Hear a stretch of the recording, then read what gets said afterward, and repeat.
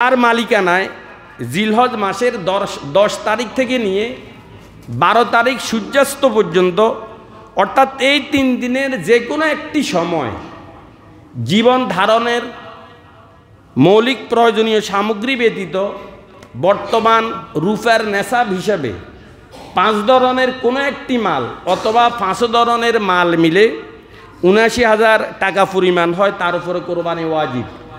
কোরবানি ওয়াজিব হয় 5 ধরনের মালের উপর: স্বর্ণ, রূপা, নগদ টাকা, ব্যবসার মাল, প্রয়োজনের অধিক ঘরের মালপত্র, বসবাসের প্রয়োজনের বাহিরের বাড়িঘর, জমি জামা।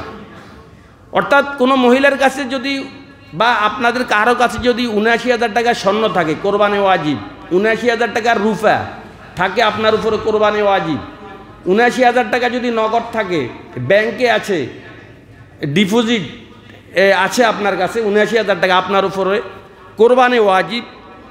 অথবা নগদ টাকা আছে ৭৯,০০০ টাকা, কোরবানি ওয়াজিব। অথবা স্বর্ণ, রূপার, নগদ টাকা, ব্যবসার মাল কিছুই নেই, তবে প্রয়োজনের অধিক ঘরের মালপত্র যেগুলো প্রয়োজনের অধিক, আমাদের অনেকের ঘরেই কিন্তু মালপত্র আছে, দেখবেন ডিনার সেট যেটা 2 বছরে একবার ব্যবহার হয় না, বেড কভার 5 বছরে একবার ব্যবহার হয় না, এভাবে ওয়ার্ডরোব আর শোকেস খুললে বোঝা যায় অপ্রয়োজনীয় কত জিনিস আমার আর আপনার ঘরে পড়ে আছে। এই প্রয়োজনের অধিক ঘরের মালপত্র এগুলো বিক্রি করলে যদি ৭৯,০০০ টাকা পরিমাণ হয়, আপনার উপর কোরবানি ওয়াজিব। অথচ স্বর্ণও নাই, রূপও নাই, নগদ টাকাও নাই, ব্যবসার মালও নাই, আছে কি প্রয়োজনের অধিক ঘরের মালপত্র, বাস আপনার উপরে কোরবানি ওয়াজিব। বসবাসের প্রয়োজনের বাহিরের বাড়িঘর, জমি জামা, আপনি থাকেন একটা ঘরে মাত্র, আপনার আরও একটা ঘর আছে বা এই পরিমাণ জমিন আছে, যেই পরিমাণ জমি দিয়ে বাৎসরিক খোরাকি চলে, এর অতিরিক্ত জমিনের মূল্য যদি ৭৯,০০০ টাকা পরিমাণ হয়, আপনার উপরে কোরবানি ওয়াজিব। স্মরণ রাখবেন, কোরবানি ওয়াজিব হওয়ার জন্য উক্ত সম্পদ তার মালিকানা 1 বছর থাকা জরুরি না, এবং সম্পদ ব্যবসার হওয়াও জরুরি না।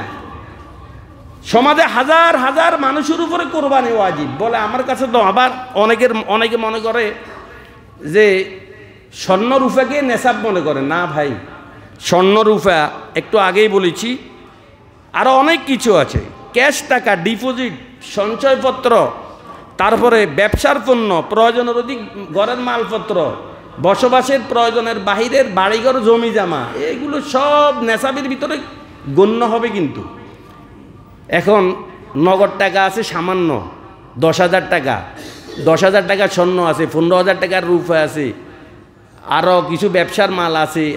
এভাবে ঘরের অপ্রয়োজনীয় কিছু বিক্রি করলে, সবগুলো বিক্রি করলেও যদি ৭৯,০০০ টাকা পরিমাণ হয়, তার উপরে কোরবানি কি বুঝছেন?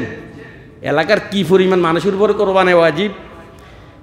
পরিবারের একাধিক ব্যক্তির উপরে যদি কোরবানি ওয়াজিব হয়, তাহলে প্রত্যেকের জন্য আলাদা আলাদাভাবে কোরবানি করা ওয়াজিব। যে মশালাটা এখন বলছি খুব ইম্পর্টেন্ট। যৌথ পরিবারে বাবার সাথে অন্যান্য ছেলেরাও যদি সামর্থ্যবান হয়, তাহলে এখানে শুধু বাবা কোরবানি দিলে সকলের জন্য চলবে না, বাবারটাই হবে, বরং প্রত্যেকটা ছেলেকে আলাদা আলাদাভাবে কোরবানি দিতে হবে। গত সপ্তাহে স্যারও বলছে, তো হুজুর এত গোস্ত খাইব কে? সুন্দর একটা কথা, এত গোস্ত কি কে খাইব? আপনার খাওয়ার লাগে কি গেছে? আপনি দান করেন, গরিবের অভাব আছে, দান করেন, হাদিয়ে দেন। মানুষকে হাদিয়ে কি শুধু গরিবকে দিতে পারে? বড় লোককে হাদিয়ে দিতে পারে না? হাদিয়ে দেন, অসুবিধে কি? এভাবে প্রতিটি ঘরে খেয়াল করেন। আপনার বুড়ো মা, কিন্তু মায়ের কান ফাঁসা একটা আছে, আরও কিছু স্বর্ণ আছে, দেখবেন ৭৯,০০০ টাকা ক্রস করে।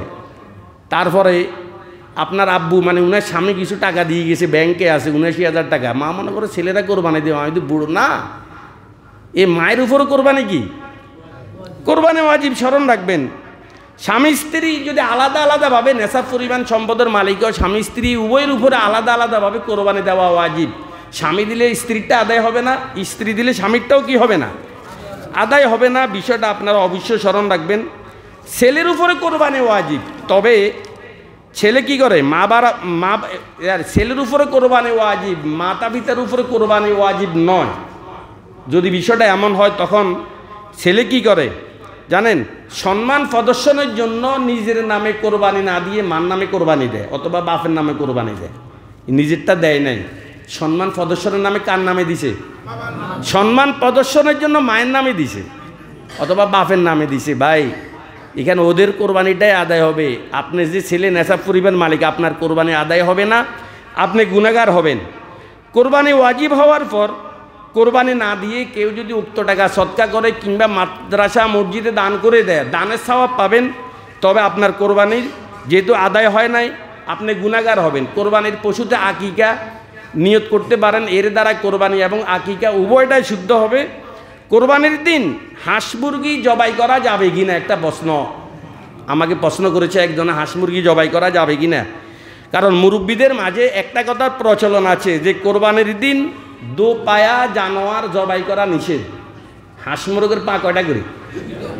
এটা দোপায়া জানোয়ার না, এটা মুরব্বীদের মাঝে একটা কথার প্রচলন এমনটি আছে, এটা সম্পূর্ণ বানোয়াট এবং ভিত্তিহীন। হ্যাঁ, আবার কোথাও আরও ভয়ঙ্কর একটা রেওয়াজ আছে কি জানেন? কোরবানির দিন কোরবানির নিয়তে হাঁস মুরগি জবাই করে। যাদের তৌফিক নেই ওরা কি করে? কোরবানির দিন কোরবানির নিয়তে কি করে? হাঁস মুরগি জবাই করে। এটা একবারে নাজায়েজ, স্মরণ রাখবেন। কোরবানির দিন কোরবানির নিয়তে একমাত্র ওই 6 ধরনের প্রাণীকেই জবাই করা যায়। কোন 6 ধরনের প্রাণী? গরু, ছাগল, বেড়া, দুম্বা, মহিষ, ওঁট, ঠিক আছে? এই প্রাণী ছাড়া কোরবানির দিন কোরবানির নিয়তে অন্য কোনো প্রাণী জবাই করতে পারবেন না। হ্যাঁ, কোরবানির দিন আপনি হাঁস খেতে পারেন, কবুতর খেতে পারেন, মুরগি জবাই করতে পারেন, তবে কোরবানির নিয়তে জবাই করা, আবার বলেন কিসের নিয়তে? কোরবানির নিয়তে জবাই করতে পারবেন না।